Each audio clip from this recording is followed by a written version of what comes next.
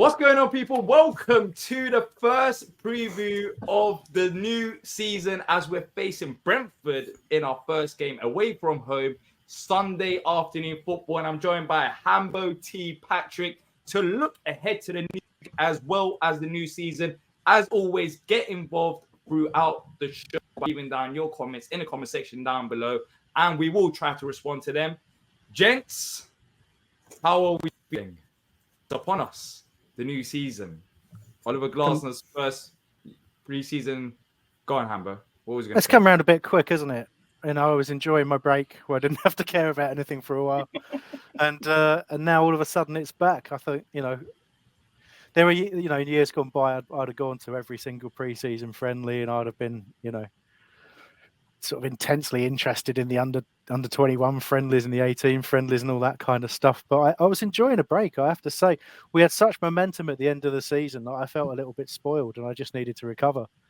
But really excited that the season's back. And, I'm positive. I'm Mr. Positive this year. I think good things are going to happen.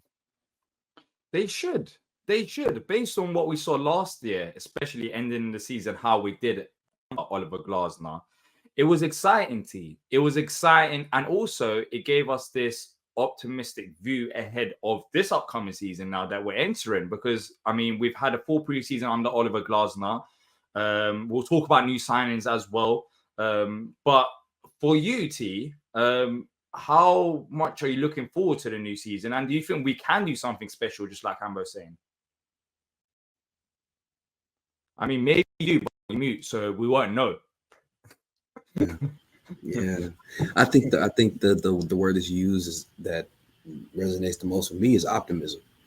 I think with the way you end the season, with having the preseason be a full one with the new manager, to just the performances, putting in some good performances in the preseason. I think there's a lot to look forward to as a fan of Palace. And the thing I'm really seeing is that you've seen a lot of respect from fans of other clubs too. I've seen a lot of preseason polls and speculations and things that have us well into the top 10 and competing, which is good to see. Good to see respect from other places. So optimistic for what's ahead though. Yeah, towards the end of the show, we will be doing a season prediction, so keep tuned in for that. That will be interesting to see where exactly we could see the squad ending up coming into the season. Those predictions are nice. Patrick, I know you don't like predictions, so it'll be interesting to get your thoughts on that. But all jokes aside, when we're looking ahead to this new season compared to last season, how we started it, you was very upset last season. So for this one, Oliver Glasner, have we seen enough in preseason, which Palace, of course, play, and also for last season, have you seen enough for you to get that optimism to push on, which, you weren't happy about last preseason? Why are you keeping up last season for? What's your point? Because it's my comparison from last preseason to this preseason. You got a smile on your face. That's a start. Last preseason, you didn't even want to talk about Palace. You were like, you know what? Like, I can't deal with this. But now you're going to games. You're coming over here. Hopefully, fingers crossed, for a few games as well. Like, what's changed for you personally between then and now? Is that a trick question? No, not really. What's changed, obviously, is the manager. Let's be honest. Clearly, the style of play under the previous manager to this manager is night and day. Clearly, we're heading in the right direction. The last 10 matches of the season proved that. Wins over, teams like Man United, West Ham, Newcastle, Villa. And just the style of play, just his aura. Because I watched him today on the Sky Sports interview. He was talking about he can't wait for the transfer window to close. Like me, we have a lot in common, he and I. Don't think he wants to have a Guinness when it's over. I won't drink, but I will celebrate end of the window because it kind of messes up the season as far as like your planning. But credit to him. Listen, I got to see them play in one of the games, the Wolves game in Annapolis. I've watched all the preseason matches and just the way they look. And we haven't even had our full squad together. And it looks better already. Just the cohesiveness, the way he's got the new players playing. Kamada, for instance, having him integrated into the side. How the youngsters have done a real good job in the preseason. Just everything's better. Everything's just better. You lost one player so far. Obviously, arguably one of our best players. We haven't lost a lot of players. So from my standpoint, a lot to look forward to, because again, he's a very good manager. He's proven it. Yeah, he's a winning manager, Hambo. Which, I mean, have we had that before? I think Oliver Glasner, for me, is the most successful manager that we've had since he promoted back in 2013. And we've seen him improve year on year with different clubs. We've seen him win trophies, European trophy. But talking about the market, and Patrick mentioned it as well about Glasner looking forward to the transfer market shutting. What have you made of our business so far this summer? Have you been happy? I've been really pleasantly surprised. Obviously, really difficult to lose Elise the way we did, and incredibly significant. You know what an incredible player he is, and it's, you know, you almost feel, I don't want to feel sort of gratified that it was Bayern Munich that he went to, but it does feel a lot better than him, you know, rocking up at Newcastle or something like that. You know, it just you know, he's gone because a massive team, you know, on the European stage came in for him, and we don't have to play against him. But, you know, that is a huge player to kind of deal with in terms of the absence. And you have to look at how we've approached that, really. We haven't gone out and tried to find an immediate kind of like for like. We've kind of packed the squad with some interesting options that give us something that we didn't have last year. So the signing of Sarr, as you know, obviously we been interested in him for years. You know, he was touted as the Wilf replacement every single year, and Wilf never went really, so we never needed to get him. And I've seen a bit of negativity around him because, you know, for Watford fans said he was like a 1 in 3, 1 in 4 kind of player. But I mean, he's got pace and he's direct, and we did lack that at times last year. And I think that creates a kind of different dimension. You also look at the fact we've brought in Chadi Riyad, who looks a really comfortable ball playing centre back, which we need. You know, we had some fantastic efforts from the likes of Klein and Lerma last year, stepping into those roles and excelling, proving that the manager is a level above the managers that we're used to, because he's able to get an incredible tune out of players that you just didn't think had it in them. But I think there's still a bit of work to do. You know, I suppose, you know, moving Edouard on seems to be a bit of a priority because he's even pre-season, he hasn't really looked up to it. For whatever reason, he just doesn't seem to be the kind of level of forward that we need. And you look at what Mateta's done in the Olympics, and, you know, I think, you know, we miss the fact that he's not leading the line. But we've acted early. We've been pretty decisive. We haven't, at this moment in time, lost either Gay or Eze, and we hope that we don't. And I think finally the signing of Daichi Kamada is, I'm going to be absolutely straight. I don't ever lie about views on players and knowledge of players. I knew nothing about him when we signed him. I didn't. I'd never seen him play. Wasn't aware of his record under Glasner at Wolfsburg. Came out of nowhere for me, and I was just like, "Oh, who's this guy?" And there's a lot of people talking online and whatever you talk about how great he was playing in Germany and how it hadn't quite worked out at Lazio, but what a good player he was. And fair play to them because he is a really good player. Just that little spell, you know, against Nantes, he wasn't doing anything incredible. You know, he was not a Michael Elise, but, you know, he's very, very intelligent with his movement. Most of the good work that he did was creating space for other people, I thought. And I think that, again, it's a much underestimated skill. And it shows you the intelligence that's going on with the recruitment that we've got now. Because we've got, you know, we've added pace. We didn't really have pace. We've added intelligence into that area where at times we've lacked it because of a little bit of inexperience in youth. So we've got slightly different dimensions to go forward with. But for me, the key is that striker position. If we've got Mateta on form, we're okay. We're going to win games just like we did last year. If Mateta gets out of form, it gets bought by somebody because of his incredible record of late, or, you know, gets injured, I worry where the goals come from. That's all I have to say. Yeah, look, I do think I agree with you. I think we have made some very good signings, some very good low-key signings as well. I think Kamada and Riyad are going to come a long way. Sarr is more known, of course. over here because of what he's done with Watford. And I think we started the summer market brilliantly with those, especially the first 2 signs with Kamada and Sarr. As you mentioned, there is more business to do. But T, my question to you is, how we ended last season with the squad that we've had? I know we've lost Elise, but bringing in Sarr, Kamada, and Riyad, do we have a stronger, weaker, or do you reckon same amount of ability squad right now going into the Brentford game? Because I think we've improved in depth. That's the biggest thing about it. But how much do you think we've improved? Or if you don't, then no. I do think we've improved. I don't think it's been leaps and bounds necessarily, but I think we've improved. I think with adding a guy like Chatty Riyad at the back, we definitely have better center back choices overall. I think with having both Kamada and Sarr, we have really good options to choose from when it comes to our attack. So I think that compared to last year right now, I think overall we're a little bit more solid. I still think that we have areas where we can improve, however.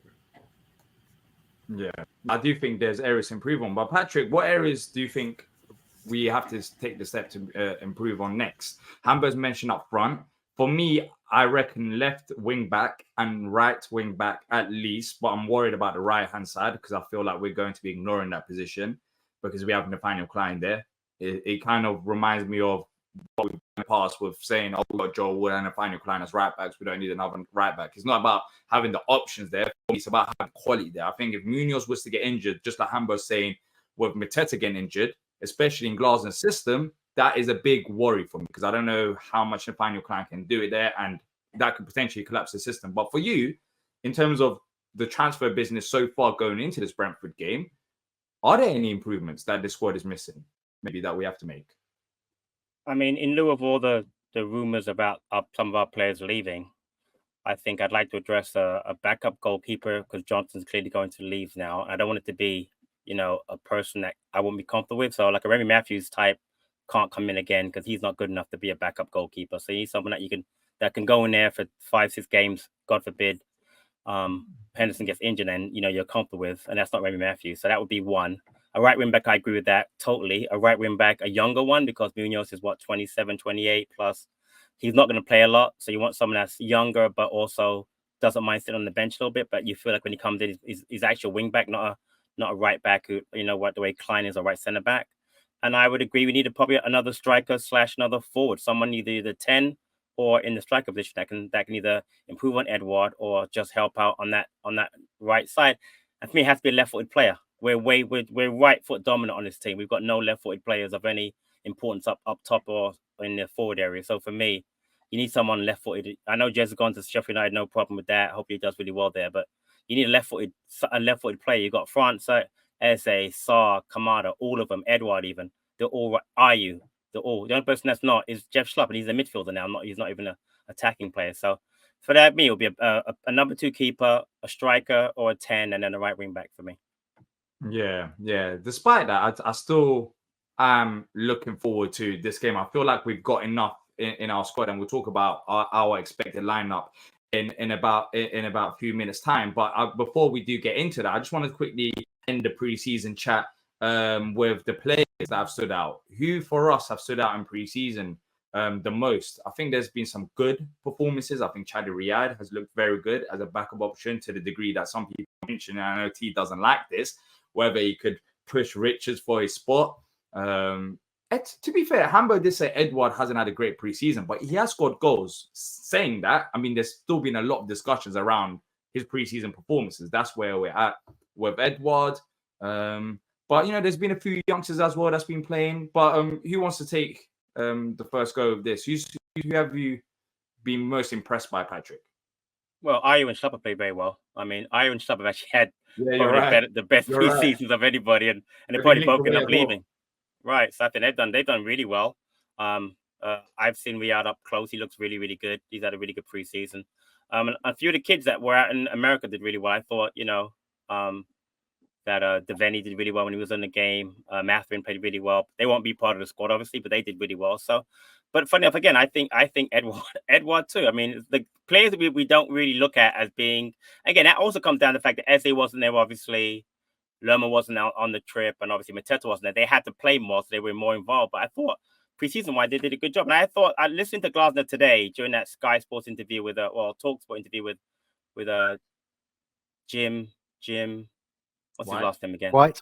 Jim White, right. He actually seemed very happy about the way things have gone with preseason as far as how the players have played, the players we have right now. So he might be looking to bring in a couple of players. He's very happy with, he mentioned Chadiria done really well, was happy with what Sar's going to bring to the team. So I mean, from that standpoint, I thought it was actually overall was actually a very good preseason. I'm not massively big on coming to America again, having us come in the last couple of years. The turnout's not that great.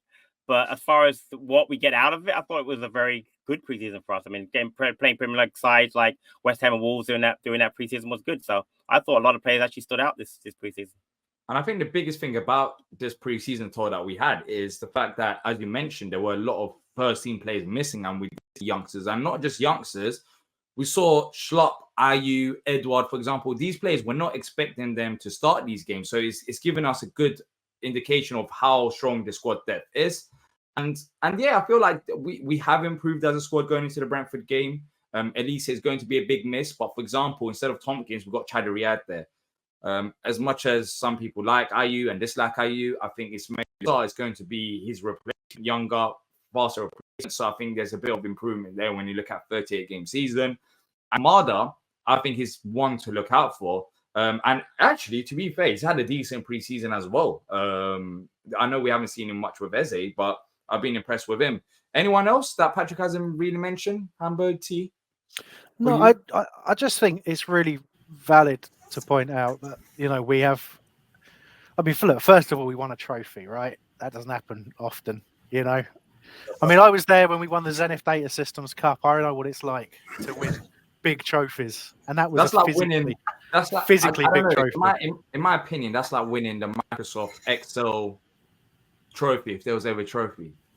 I'd go along with that. I would love to win that trophy. I don't even know what Zenith Data Systems is. Like, what is that? Is that like?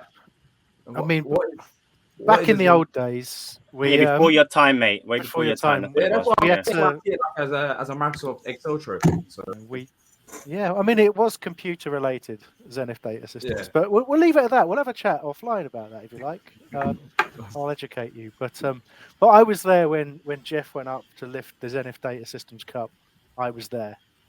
But anyway, he was there when he saw the Stateside Cup being lifted as well. I mean, I wasn't physically. So I mean, we got two people, of course, seeing Palace win trophies. But there you go. So, but look, I think it's a very relevant point that we were missing certain players. So, you know, again, going back to like the Edward discussion, one thing I would say, if you look at Edward and you look at Schlupp, two in particular, last year, with all due respect, given how much weight I carry, they were carrying extra weight. They didn't look physically fit and mobile.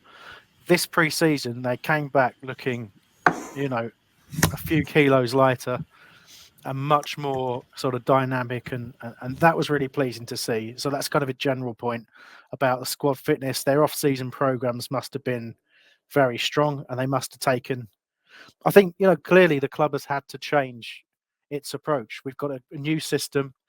The coaching staff would have said, you know, look, this system is about pressing, it's about running, it's about putting in more and more effort and energy than your opponent, earning the right to play. And it worked last season, but we've got to do it for a full season now. So you're going to have to go away in the summer and just get those minutes in your legs, get that distance in your legs. And a lot have come back and look like they're going to do that. And I think if we look what happened in the last pre-season game at Selhurst against Nantes, I think the players who hadn't been with the squad, who'd been away on international duty, actually looked a little bit off that pace. You know, they didn't look like they'd got the minutes in the legs. You know, Wharton was fantastic on, you know, in terms of quality on the ball, but looked a little off the pace. Eze struggled to be really as effective as we know he can be, and that'll just take a little bit of time. But yeah, it's hard to pick out too many. Obviously, Raksaki got a bunch of a couple of good finishes in pre-season as well, and looked very lively. He's likely off on loan to Sheffield United. So hopefully he has a good season. I mean, I've said it a few times on Palace News, but I don't know if I'm a massive fan of that. But then again, I'll be honest, some people may say it's hypocritical, but I will trust Glasner because of that's a manager that's won. So if he thinks he's not ready, then he's not ready. But for me, there's even question marks today. I mean, I think Glasner spoke about Sarr and he mentioned him as a striker potentially. Striker, he did. He definitely did. Yeah. Which was, I mean, for me, that's where I could see Sarr fitting in. But if that's the case, and I know he's versatile, I mean, me and T had a little bit of debate about this on a Palace News episode about healthy chatter.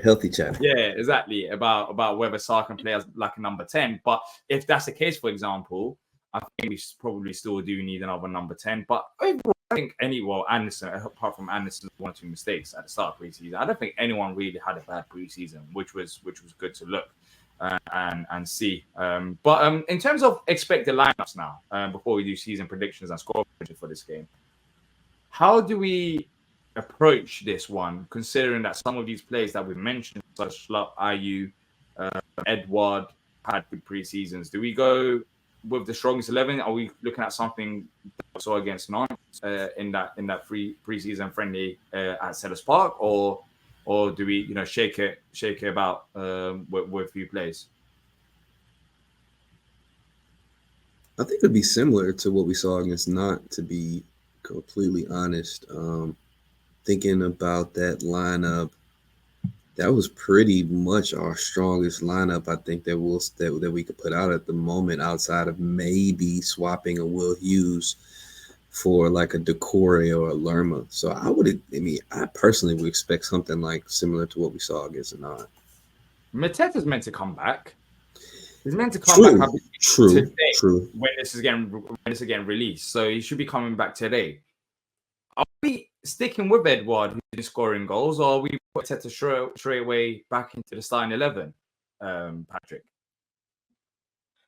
He's obviously going to be match fit. He's been playing all summer with the Olympic team, played Sunday. But I think it would be an indictment on Edward if you throw Mateta right back in when Edward's been playing the entire preseason. I'm not saying that you can't do it. I just think, I think I'd like to show a little confidence in Edward and say, you know what, you've been with us all preseason. You've actually done pretty well, in my opinion. I want to start him and see, get him off to a good start, because you want to get him off to a good start if you possibly can. You kind of know what Mateta's going to do based on what he's done in the past. I mean, obviously, I don't think he'll score as many goals in as a short time as he did under Glasner, but he'll hopefully get, predictions later on, but hopefully he'll get a good amount of goals this season. But I would have no problem starting Edward, honestly, in that game.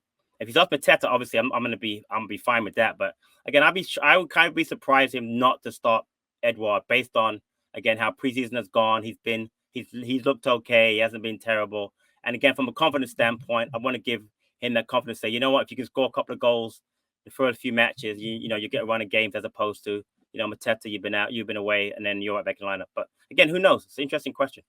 Hambo, let's land on that point, because as Patrick is saying, confidence is a big thing. If we give Edward a start, that could boost his morale, because he's had a solid preseason, scored goals. But for me, how I see it is that every single game counts. I don't want us to think, well, me anyways, I'm not thinking this is the first game of the season. It's fine if we don't really pick up points, because coming of the season, when we're looking at, we're 3 points away from 10th or 3 points away from 9th, like it all adds up end of the season. So do you go with the player who's been on form in the Olympics and ended the season very good, or do you stick with a player who's been playing throughout preseason? It's not really Mateta's fault that he wasn't included in preseason. So put him on the bench. It's not, I don't know, it's not like maybe a straightforward decision, because he has been playing well when he has represented his country.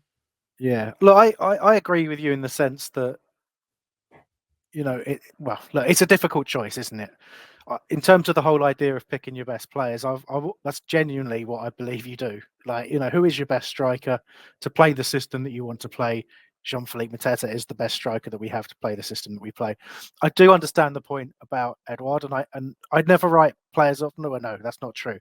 I write some players off, but I try not to. And Edward is somebody that I've backed repeatedly, and I think there's a really good player in there, really tidy feet at times. he's still got a lot to do, in my opinion. I appreciate he's impressed in preseason to some degree. I just think there's still an element of his game lacking in terms of just that intelligence, really, that you need to be his kind of build and lead the line. I feel like you need just that little bit extra.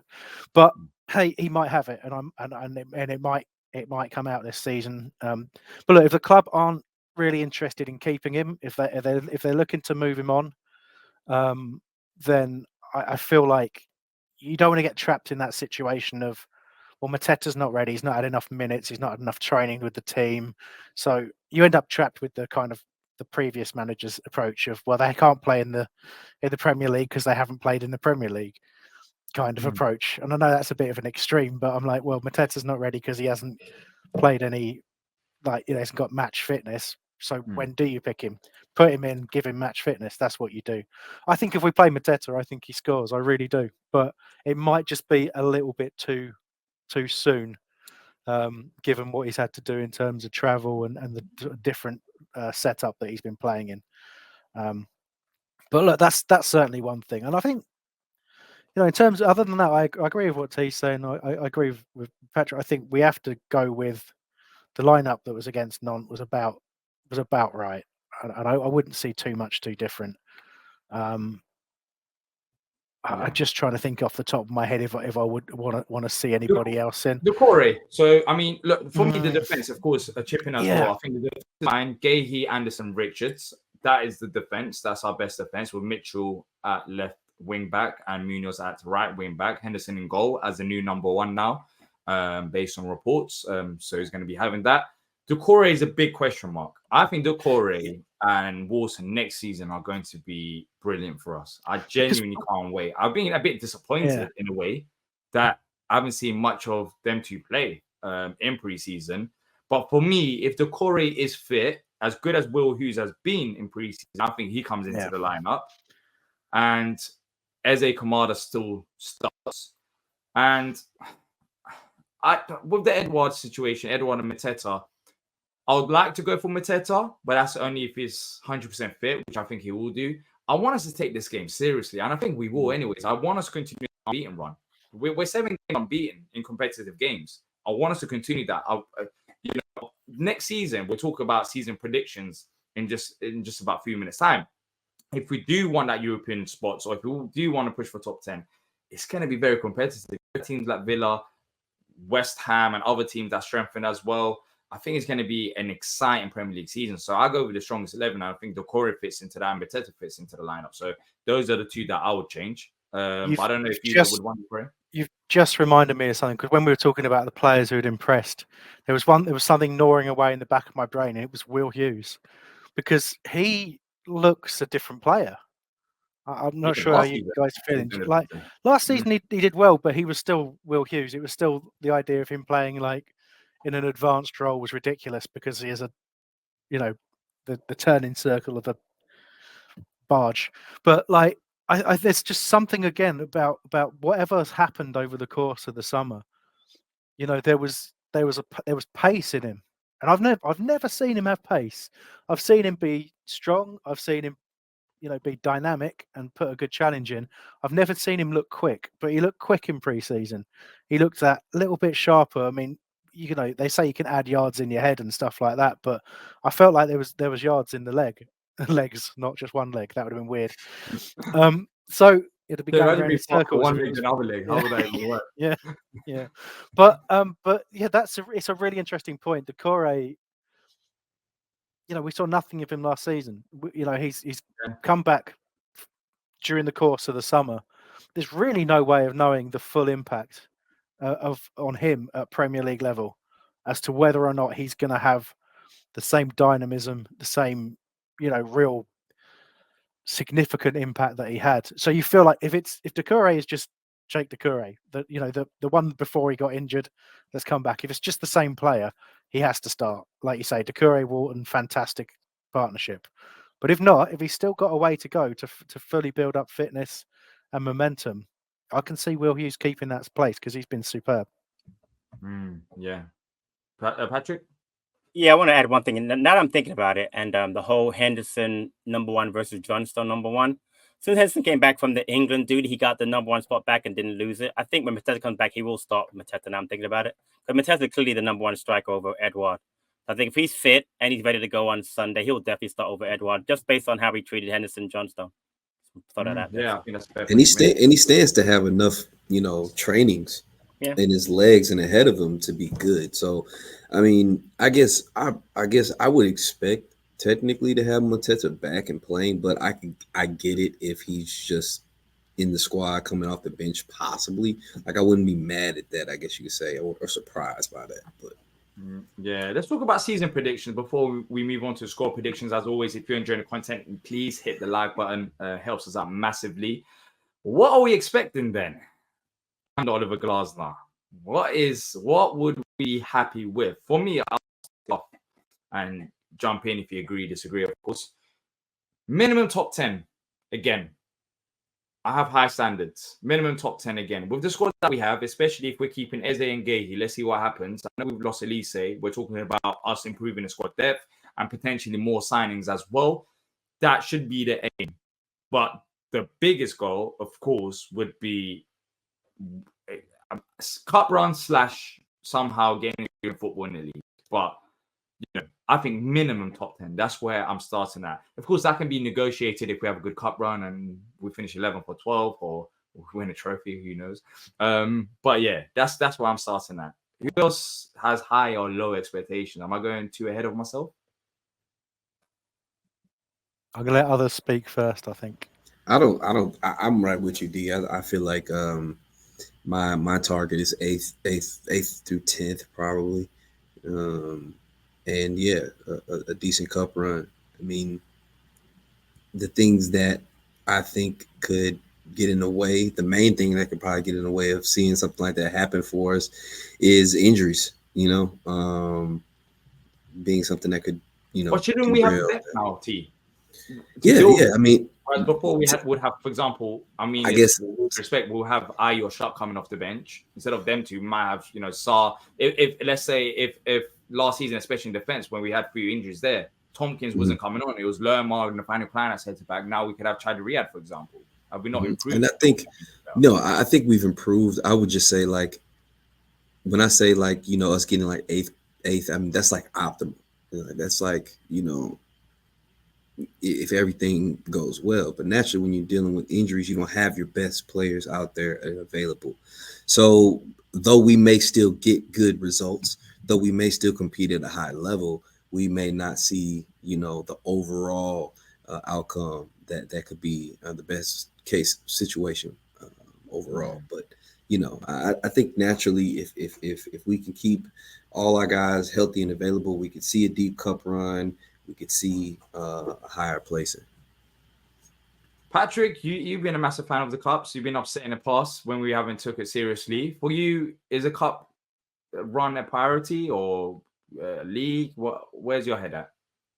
Well, my first thing is the transfer window ending. I'm still concerned about losing one or two top players. I know that I was very encouraged by what the Parish said today and what the manager said today about the transfer market and how we're going to treat, selling our best players. But I'm still worried about a late bid from someone to get maybe Eze or even coming back in for Gehi, like Liverpool or Man City. But if that doesn't happen, for me, league-wise, 8th to 10th is what I want. I don't want any lower than 10th. I don't think we deserve to be lower than 10th. And I don't want a cup run. I want to win a cup.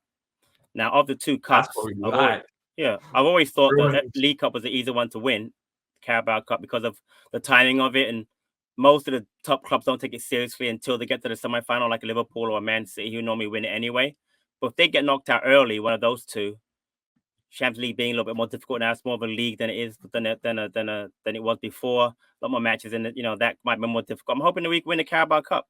Now the draw comes out, today was the first matches were today, and then wherever, hopefully we'll get a decent draw. But for me, I'd like to win a Carabao Cup. That'll get us in Europe. So for me, that's what I mean. And I think that we had the squad depth to do that. Yeah, we could add a couple more players, which would be nice. But I think overall, I'm not worried about injuries, like I said, because I mean that can happen, and that happens to all teams. Everybody gets injuries. It happened to Chelsea last year. It happens to us, But for me, I would like to see a serious run at the Carabao Cup, like serious as in winning it. So, but we'll see.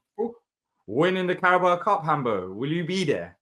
Will you be at Wembley to see us win the Carabao Cup with Patrick? Or is that too Probably, ambitious? yeah, probably. I mean, yeah. Look, last few years. I mean, was it Liverpool twice, Man City once in the last 3 years? It's kind of like Liverpool's consolation prize for not Exactly. quite being good enough. But I think, yeah, look, I'm like Pat. I totally understand Patrick's perspective. You're winning a recognised proper trophy.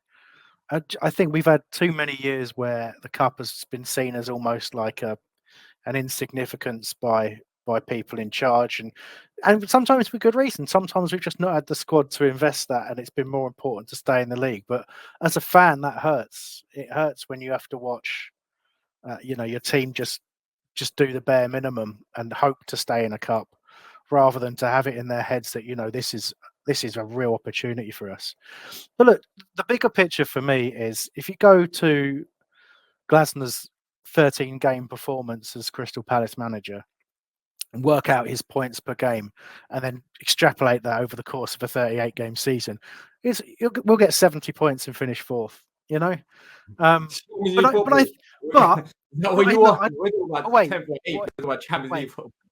I don't really feel that's fair though, because there was about 3 or 4 games in the middle of that when he was still getting to grips with stuff. So we'll ignore them, and I think probably you can then extrapolate from there, and we'll maybe get 85 to 90 points and win the league. That's what I think, So Next thing you know, we talk about being invincible for the upcoming season. That's the direction we're heading at. But look, a cup run, all jokes aside, I think that is very important. That's important. And Glasner is a manager that's, of course, won a trophy. And that is what we want. So, I mean, let's go on. I know I'm being quite flippant with that, but think back to last year. I know we had Elise. Okay, I'm acknowledging that, but we've added things a little bit different. Did you at any point, once we got that bit of momentum going, and you're watching how the team are playing under Glasner, you're watching players who you'd written off, like in terms of careers, people like Klein. Just what was he was never going to play for Palace again, really, unless there was an injury. And all of a sudden, he's having storming games at right centre back. When you were watching that, did you fear any other team in the league? Did you think, oh God, we got Spurs next? We always lose to Spurs. Plays a big part to that. I think that's the biggest thing about Glasner. The manager plays a big part to that, because when he did join the club, he did mention that he's taking every game seriously. And you hear every manager say that, we want to win every game. But home and away, what we saw, especially what we done at Anfield, was something else. We went to Anfield and we took the game to them. Like, it was incredible. And I think that's a fair point that you make. Like, okay, we can joke about finishing fourth, etc. I don't think we'll finish fourth personally. Yeah. But that if we continue that mentality going into this season, maybe what Patrick is saying, for example, Carabao Cup, even if we had a chance of winning it, that's not out of the question if we take it seriously. Because look, if we face Liverpool City, we might be able to beat them. Like, there's a good chance of us beating them if we approach it with the right players. He has a genuine plan with whatever team he's got. He has a genuine plan at the start of a game to win that game. It's not the same every game. It's a different plan for the different opposition and the different players he has available.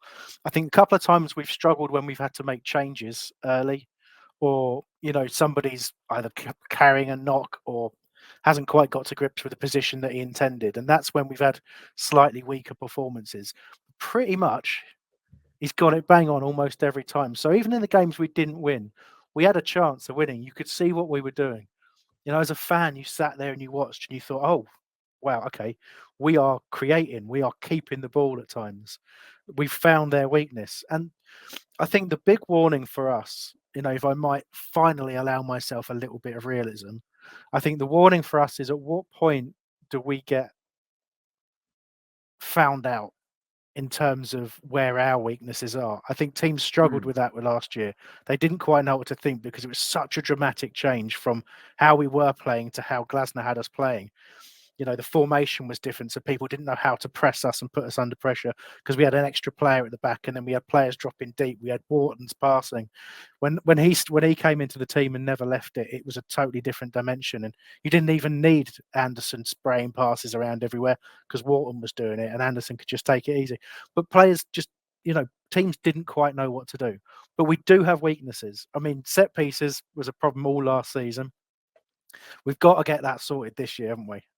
Like that's got to be a priority because it's still something we have to work on. We have to score from them for a start, but we certainly have to defend them better than we did. So there's that element to think about. But there's also going to be times where, teams get to scout us for that a little bit longer now, and they'll get to pick out where we have issues. And I don't think it's a coincidence that Glasner's looking at that left wing back position as well. I love Tyreek Mitchell. He's been absolutely superb playing as a wing back. But I think Glasner wants a little bit extra there in both defence and attack. I think Tyreek sometimes gets caught between the two and just, whether that's still a touch of inexperience or a little bit of inconsistency, I think that's probably an area that he wants to strengthen. And but it's exciting times. It really is. Yeah, it is. And talking about getting found out, just quickly, I do think it'll be interesting to see if teams have more of low blocks against us, because last season we were fantastic on a counter-attack, but teams were open. And we saw it even against Nantes in the last friendly. It was a bit harder to break them down because there weren't that many spaces in behind. So the movement was still good, but I think that would be an area to look at next season to see how we deal with that when there isn't that much space behind. On the counter, we're fantastic, but we haven't really tested a low block side of teams sitting back and giving us. I mean, we've still kept possession, but giving us the ball and trying to break us down. But I mean, we'll look at that. But let's wrap this up with score predictions for Brentford. First game of the season away from home. We spoke about transfers, how we're feeling, etc. We're here now. We're here. And for me, looking at Brentford's preseason, it has been very bad for them. And they're talking about, I think, having their sporting director out of the club. The fans are not impressed with their business. It's been negative going into the season. And I think this is an advantage that Palace can take. I'm going to go 2-1 Palace. I want to go out there, get a win, start the season strong, and start it as we ended it. All right, let's go around. Who shall I start? Let me go to Hambo, and we'll go to you and Patrick. You put me under pressure straight away. I haven't really been keeping up with Brentford's results pre-season, and you obviously have. So I didn't know the results. I've just looked at the fan base, and the fan base has just been frustrated for all the pre-season, which is not a great look. They've been talking about potentially getting relegated. I mean, they signed what's his name? Thiago, I think it is. Yeah, which is out. He's out. He did his meniscus. Yeah, he's out. December. That shows you the kind of luck that they're having. You spend 30-odd million quid on a striker, and then that's it, straight up injured.